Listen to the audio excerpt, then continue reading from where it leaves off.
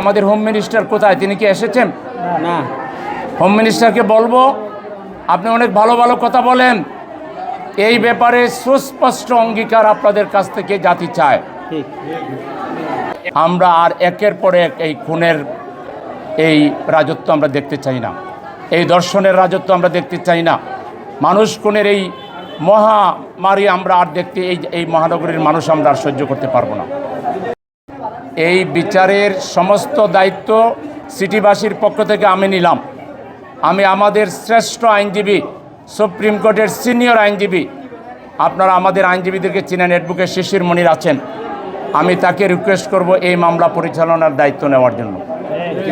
এবং এই মামলা সুষ্ঠুভাবে হবে, বিচার হবে, আমরা খুনিদের বিচার দেখব এবং একই সাথে আমরা এই নগরের প্রত্যেকটা নাগরিক এখন থেকে সজাগ এবং সচেতন থাকব। এবং আমরা যারা ভাড়া দেন, যেসব ফ্ল্যাট মালিক আছেন, বিল্ডিংয়ের মালিক আছেন, তাদেরকে বলবো ভাড়া দেওয়ার আগে বিস্তারিত তথ্য নিয়ে লোকটাকে যাচাই করে ভাড়া দিতে হবে। এই ধরনের লম্পট, এই ধরনের মানবতা বিরোধী খুনি কি প্রকাশ্য দিবালোকে, এটা কিন্তু ঠান্ডা মাথার খুন, এটা কিন্তু স্বাভাবিক ঘটনা না। বাচ্চাটা স্কুলে যাবে, তার বড় বোন নিয়ে যাবে, মা খুঁজতেছে বাচ্চাটাকে, তারপরেই চিৎকার চেঁচামেচি, তাকে টেনে হেঁচড়ে পাশের ফ্ল্যাটে নিয়ে ঠান্ডা মাথায় তার স্ত্রীর সামনে এত বড় অন্যায়ের ঘটনা আমার মনে হয় আইয়ামে জাহিলিয়াতেও এটা ঘটেনি।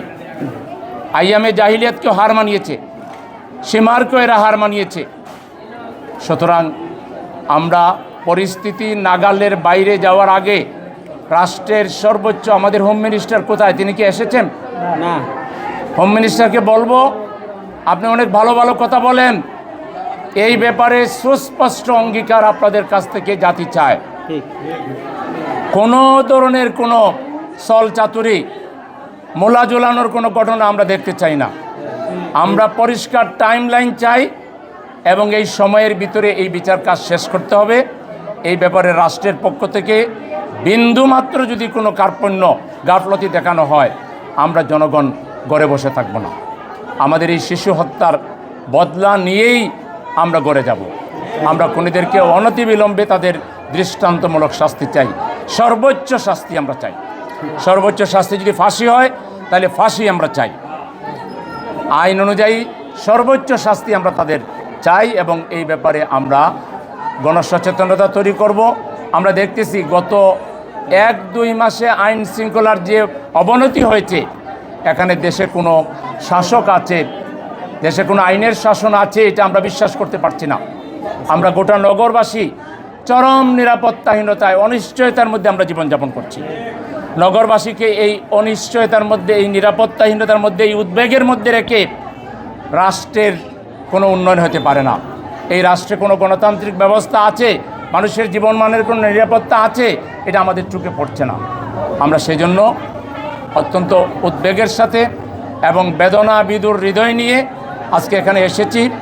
আমরা আমাদের এই পরিবারকে, আমাদের এই মা বাবাকে আশ্বস্ত করছি যে আপনাদের এই সন্তানের বিচারের দায়িত্ব আমরা নিলাম, আমি সেলিমউদ্দিন নিলাম। আমরা অত্যন্ত দৃঢ়তার সহিত এবং অত্যন্ত মজবুতির সহিত এই বিচার সম্পন্ন হচ্ছে কিনা আমরা প্রতিনিয়ত সেটা অবজার্ভ করব।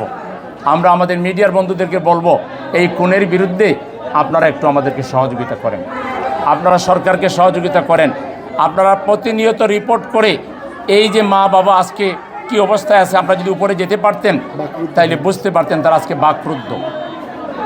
তাদের জীবনেরও যে কোনো ঘটনা ঘটে যেতে পারে।